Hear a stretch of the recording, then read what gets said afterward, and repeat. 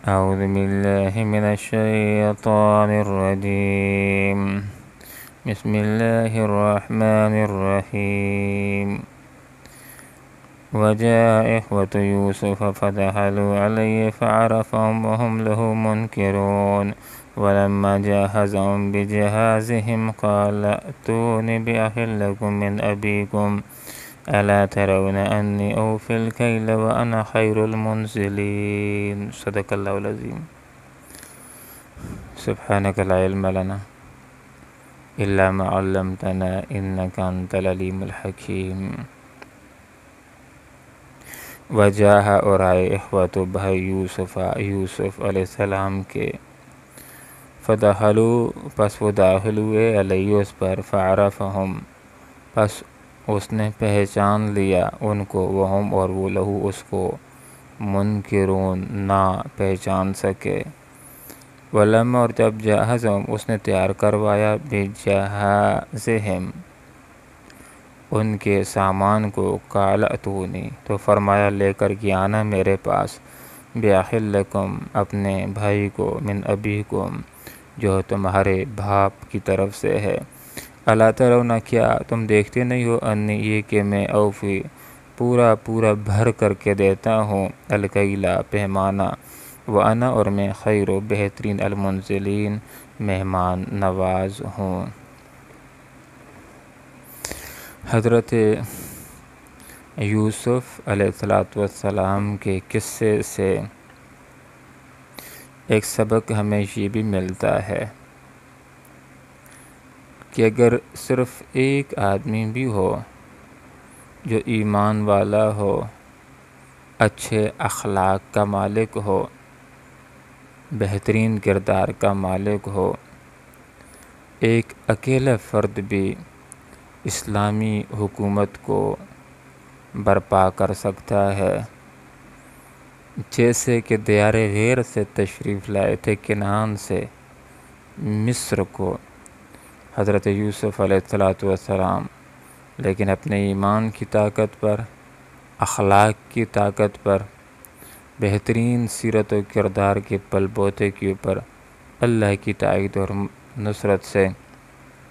مصر کے اندر اسلامی انقلاب کو برپا کر دیا، اور 80 سال تک بلا شرکت غیر وہاں پر حکومت کرتے رہے.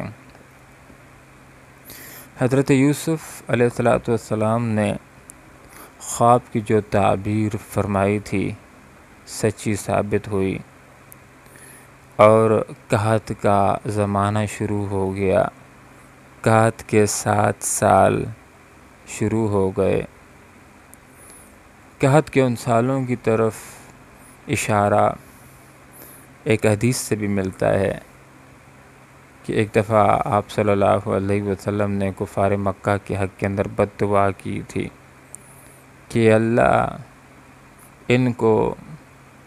اس طرح قحط کے ذریعے سے پکڑ لے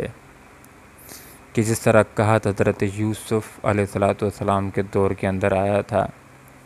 حتیٰ کہ اہل مکہ کے اوپر قحط شروع ہوا. لوگ پتے تک کھانے کے اوپر مجبور ہو گئے، چمڑے تک کھانے کے اوپر مجبور ہو گئے، حتیٰ کہ لوگ آپ صلی اللہ علیہ وسلم کے پاس آئے. ابو سفیان آپ صلی اللہ علیہ وسلم کے پاس آیا اور درخواست کی کہ آپ اللہ کی اطاعت کرنے والے ہیں، آپ صلہ رحمی کرنے والے ہیں، آپ دیکھ رہے ہیں کہ لوگ ہلاکت کے اندر مبتلا ہو رہے ہیں، اللہ رب العالمین سے دعا کیجئے کہ اللہ تعالیٰ اس قحط کو ختم کر دے. تو حضرت یوسف علیہ السلام نے خواب کی جو تعبیر فرمائی تھی اس کے مطابق پہلے 7 سالوں کے اندر خوب ہریالی رہی، اور لوگوں نے آئندہ 7 قحط کے سالوں کے لیے پیش بندی کر لی، منصوبہ بندی کر لی، غلے کو جمع کرنا شروع کر دیا. اور جو زمینیں سرکاری زمینیں تھیں ان سے جو محصولات حاصل ہوتے تھے، بیرون مصر کے لوگوں کے ساتھ تعاون کرنے کے لیے اس غلے کو جمع کر کے رکھ دیا گیا. جب قحط شروع ہوا تو صرف مصر کے اندر قحط نہیں آیا، بلکہ اس قحط نے مصر کے آس پاس کے ممالک کو بھی اپنی لپیٹ کے اندر لے لیا تھا، حتیٰ کہ اس قحط کے اثرات شام و فلسطین کو بھی پہنچے، کنعان کو بھی پہنچے، اور لوگ بھوک کی وجہ سے پریشان ہو رہے تھے۔ اور لوگوں کے علم کے اندر جب یہ بات آ جاتی کہ مصر کے اندر غلہ ملتا ہے، مصر کا بادشاہ بڑا اچھا آدمی ہے، بہترین آدمی ہے، لوگوں کے ساتھ تعاون کرنے والا ہے، سستے داموں غلہ دیتا ہے، تو لوگ دور دراز سے سفر کر کے مصر کو آتے تھے، یوسف علیہ السلام کے پاس آتے تھے، غلہ لے کر کے جاتے تھے۔ اور ضابطہ یوسف علیہ السلام نے یہ بنایا تھا کہ جو آدمی بھی آتا تھا اس کو غلہ دیا جاتا تھا، اور اس کو ضرورت کے مطابق 1 اونٹ کے برابر اس کو غلہ دے دیا جاتا تھا۔ یہ خبر کہ مصر کا بادشاہ غلہ دیتا ہے، یعقوب علیہ السلام بھی اپنے 10 بیٹوں کو روانہ کر دیتے ہیں غلہ لینے کے لیے، اور ایک بچے کو اپنے دل کی تسلی کی خاطر بنیامین کو اپنے پاس روکے رکھتے ہیں۔ وجہ اخوۃ یوسف، یوسف علیہ السلام کے سوتیلے 10 بھائی بھی رزق کی تلاش کے اندر، غلے کی تلاش کے اندر مصر کو پہنچتے ہیں۔ یوسف علیہ السلام کے سامنے ان کی پیشی ہوتی ہے، اور حضرت یوسف علیہ السلام ان کو دیکھتے ہیں،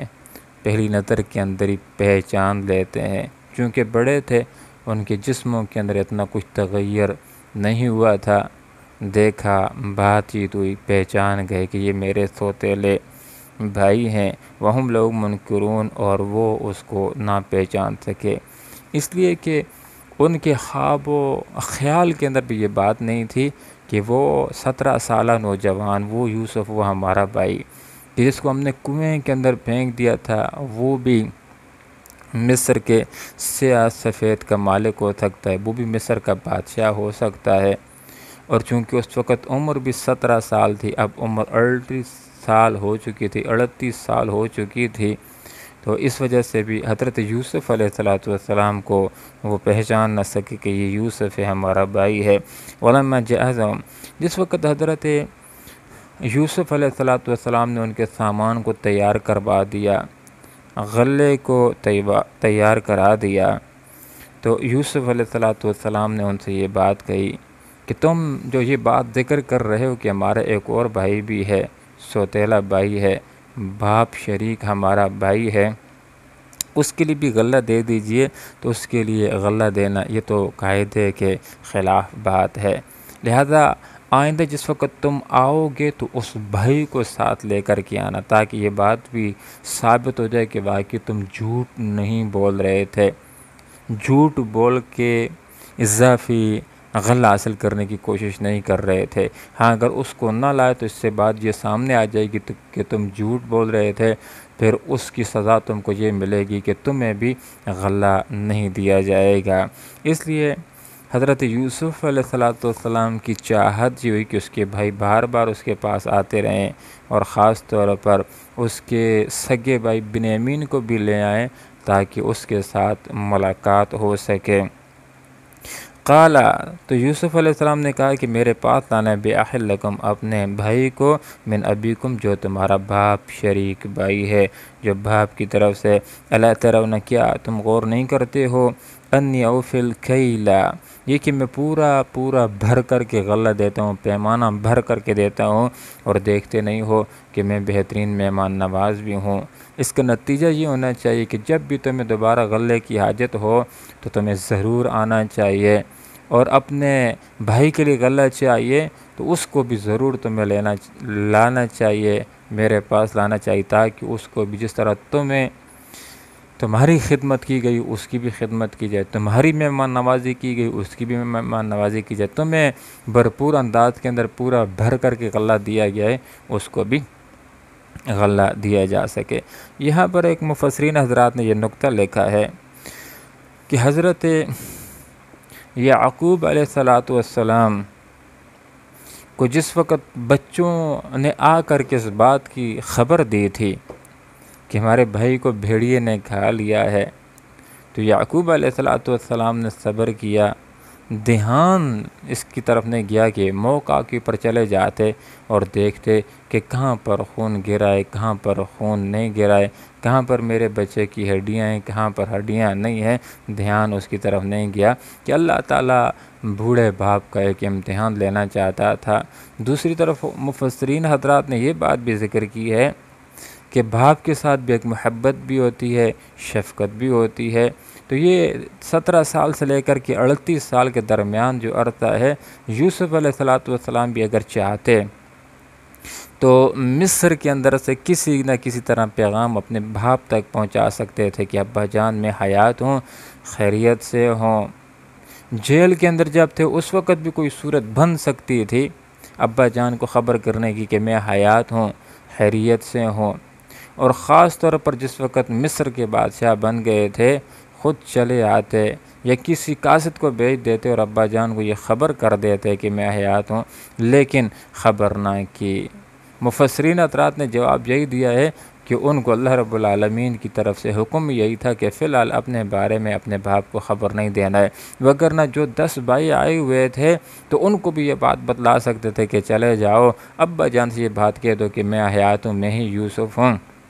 ابا جان کو خبر دے دو کہ میں صحیح سالم حالت کے اندر ہوں۔ لیکن چونکہ اللہ رب العالمین کی طرف سے فی الحال منع تھا کہ خبر نہیں دینی ہے، تو خبر نہیں دی تاکہ بوڑھے باپ کے امتحان کی تکمیل ہو۔ تو اللہ رب العالمین سے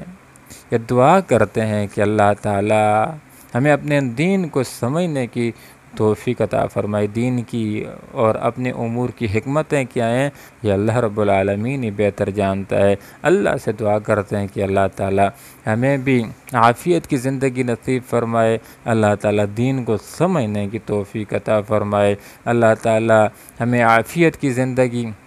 نصیب فرمائے، اور جس وقت کوئی مشکلات آ جائیں تو ایسے اللہ تعالیٰ صبر کرنے کی توفیق عطا فرمائے، جس طرح یعقوب علیہ السلام نے صبر کیا تھا، جس طرح یوسف علیہ السلام نے صبر کیا تھا۔ صبر کے نتیجے کے اندر یعقوب علیہ السلام کو بھی بہترین صلہ ملتا ہے، اطمینان ملتا ہے، دل کا قرار ملتا ہے، اپنے بچے کا دیدار ملتا ہے، اور صبر کے نتیجے کے اندر،